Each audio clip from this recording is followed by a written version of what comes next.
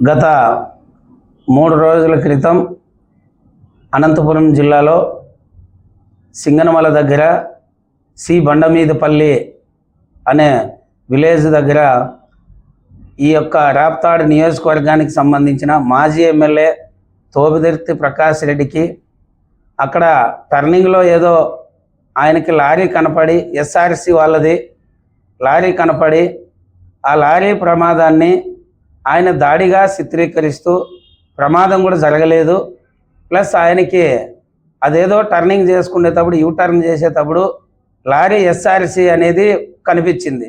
SRC అని అంటేనే ఆయనకి ఏం మనసుకొచ్చిందంటే సురేంద్రబాబు కళ్యాణదుర్గం ఎమ్మెల్యే కదా, మరి దీన్ని దాడిగా చిత్రీకరిస్తే బాగుంటుంది అని చెప్పి ఆయన దాడిగా చిత్రీకరించే ప్రయత్నం చేయబోయాడు.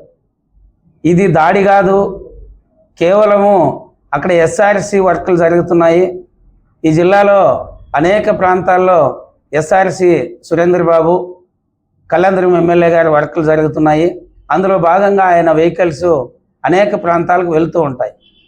దాన్ని ప్రమాదంగా కాకుండా కేవలము దాడిగా చిత్రీకరించి మరి ప్రభుత్వాన్ని బదనాం చేస్తూ, మరి అదేవిధంగా ప్రభుత్వాన్ని ఇరకాటంలో పెడితే నాకు గన్మెన్లు తీసేశారు కదా ఈ మధ్య కాలంలోనే, ఆ గన్మెన్లు తిరిగి మళ్ళా పునరుద్ధరించుకోవచ్చు, మరి అదేవిధంగా హైకోర్టుకి వెళ్ళి మరి ఈ విధంగా నాపై దాడి జరిగిందని చెప్పి ఈ మీడియాలో వచ్చినటువంటి ఎలక్ట్రానిక్ మీడియాలో వచ్చినటువంటి ప్రెస్ మీట్లు కానీ, మరి పత్రికల్లో వచ్చినటువంటి ప్రింట్ మీడియాలో వచ్చినటువంటి ప్రెస్ మీట్లు కానీ ఆయన హైకోర్టు కేసి హైకోర్టు ద్వారా కూడా దీన్ని మేము వెంటనే ఎమ్మెల్యేగా ఉన్నప్పటి నుంచి ఉన్నటువంటి గన్మెన్లని మరి ప్రతిపక్షంలోకి వస్తేనే తీసివేశారంటేనే దీన్ని కేవలము మా ఎమ్మెల్యే గారు శ్రీమతి పరిటాల సునీతమ్మ, పరిటాల శ్రీరామ్ వాళ్ళే చేయించేసినట్లుగా, వాళ్ళే గన్మెన్లు తొలగించినట్లుగా మరి పరిటాల సునీతమ్మను టార్గెట్ చేస్తూ అనేక సందర్భాల్లో మాట్లాడడం జరిగింది.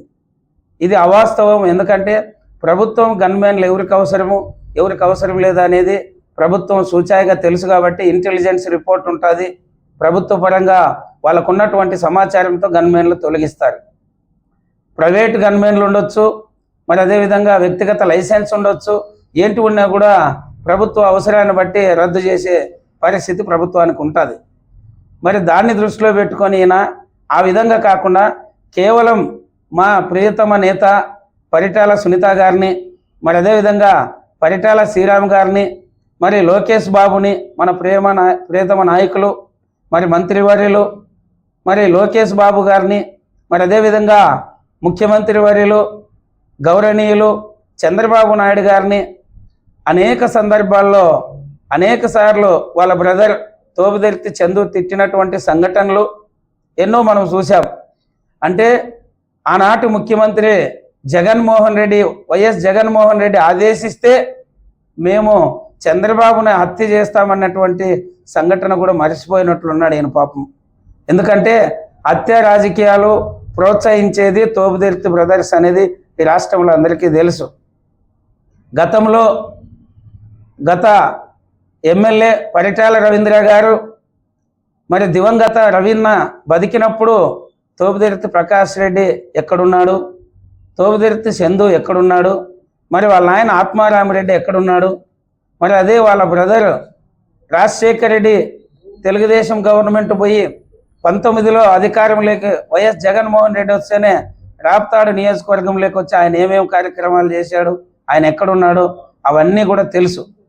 అయితే ఇవన్నిటినీ మర్చిపోయి ఆయన హత్య రాజకీయాలని పరిటాల సునీతమ్మ ప్రోత్సహిస్తుందని, పరిటాల శ్రీరామ్ యువనాయకుడు హత్య రాజకీయాలని ప్రేరేపిస్తున్నారని చెప్పి ఈ మధ్యకాలంలో బాగా వాళ్ళ మీద అంటే ప్రత్యేకంగా వాళ్ళని ఎదుర్కోలేక ఈ విధంగా దాడులు చేస్తున్నటువంటి సంఘటనలు మనం చూస్తున్నాం.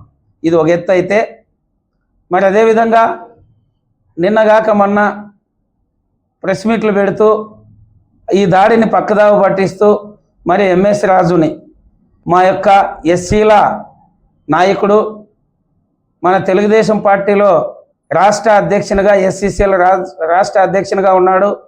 మరి అదేవిధంగా చంద్రబాబు నాయుడు లోకేష్ మరి వారి యొక్క ఆదేశాలతో మడక్సిర ఎస్సీ నియోజకవర్గమైనటువంటి నియోజకవర్గంలో ప్రత్యేకంగా ఎమ్మెల్యేగా వారిని కాంటాక్ట్ చేయమని చెప్పి ముఖ్యమంత్రి వర్యులు ఆదేశిస్తే మరి అక్కడ ఆయన గెలవడం జరిగింది.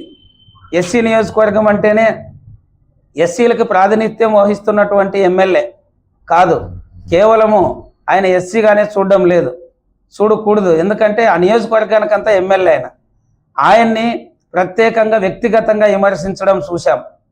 అది ఎంత హేయమైనటువంటి చర్య, హేయమైనటువంటి మాటలు అంటే ఒక దళితుణ్ణి ప్రత్యేకంగా ఆయన అనేక పదజాలంతో మాట్లాడడం జరిగింది. ఏమయ్యా ఎంఎస్ రాజు, ఏకవచనంతో ఏమయ్యా ఎంఎస్ రాజు నువ్వు చెప్పుల షాపులో పని చేస్తూ ఉంటివి అని అంటే, పని చేయడం చెప్పుల షాపులో ఏమైనా తప్ప? నిజంగా ఆయన ఆత్మగౌరవంతో బతుకుతూ ఆయన జీవన ఉపాధి కోసం ఎక్కడ పని చేసినా తప్పు లేదు.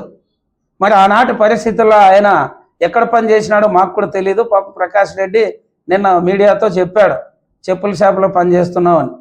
సరే, ఆత్మగౌరవంతో బతకడానికి ఎక్కడ పని చేసినా తప్పు లేదని మేము అనుకుంటున్నాం. అంటే నీకు చెప్పుల షాపులో పని చేస్తే దళితుడు అనే ఒక కేవలం చిన్న చూపుతోనే, కేవలము దళితులు అంటే నీకు అంత అసూయనే అనేది మాకు అర్థమవుతా ఉంది. అంటే దళితులు అంటే నీకు ఎమ్మెల్యేలు కాకూడదు, మినిస్టర్లు కాకూడదు, రాష్ట్రపతులు కాకూడదు, ముఖ్యమంత్రులు కాకూడదు, ప్రధానమంత్రులు కాకూడదు అనేది నీ యొక్క ప్రధాన ఉద్దేశం. అంటే దళితుల యొక్క మనోభావాలను దెబ్బతీసే విధంగా నీవు మాట్లాడావు. ఇది గుర్తుపెట్టుకో ప్రకాష్ రెడ్డి గారు, నీకు ప్రత్యేకంగా చెప్తున్నాం. రాప్తాడు నియోజకవర్గంలో అత్యధిక జనాభా కలిగినటువంటి మాదిగలు ఎస్సీ ఎస్టీ బీసీలు ఉన్నారు. మరి అదేవిధంగా మాల సోదరులు ఎక్కువ ఉన్నటువంటి నియోజకవర్గం ఏదన్నా ఉంది అంటే అది ప్రత్యేకంగా రాప్తాడు నియోజకవర్గం. మరి అదేవిధంగా సింగనమల, అదేవిధంగా మడక్సిర, కళ్యాణదుర్గం కూడా గతంలో. మరి ఈ విధంగా ఇంతమంది యొక్క జిల్లాలో ఉన్నటువంటి అనంతపూర్ ఉమ్మడి జిల్లాలో ఉన్నటువంటి దళితుల యొక్క ఆత్మగౌరవాన్ని కించపరిచే విధంగా ఎంఎస్ రాజు నువ్వు మాట్లాడడం జరిగింది. ఎంఎస్ రాజు ఎమ్మెల్యే, ఈరోజు టీటీడీ బోర్డు మెంబర్. మరి అదేవిధంగా ఎస్సీ ఎస్టీలకు ప్రాతినిధ్యం వహిస్తూ తెలుగుదేశం పార్టీలో రాష్ట్ర అధ్యక్షుడు. మరి అదేవిధంగా ఎమ్మెల్యే. అంటే 4 పోస్టులు ఏమన్నా చేస్తే నీకేమన్నా ఇబ్బందే?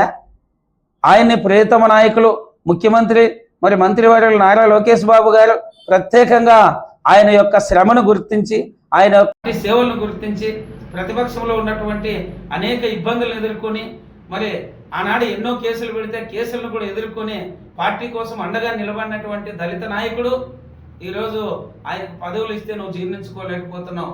అంటే నీ యొక్క రెడ్ల యొక్క దురహంకారం బయటపడింది.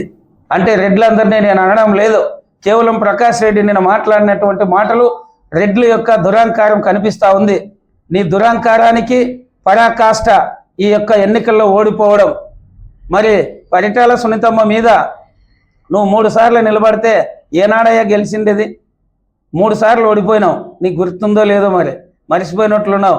మళ్ళీ ఈరోజు ఎమ్మెల్యేగా నువ్వు 19లో నిలబడితే ఏదో పాపం 3 సార్లు ఓడిపోయినాడు కదా, ఏదో ఇండ్లు అమ్ముకున్నాడంట, వాకిలు అమ్ముకున్నాడంట అని చెప్పి సానుభూతితో నిన్ను గెలిపించారే తప్ప ఇంకొక రకంగా నిన్ను గెలిపించాలని కాదు.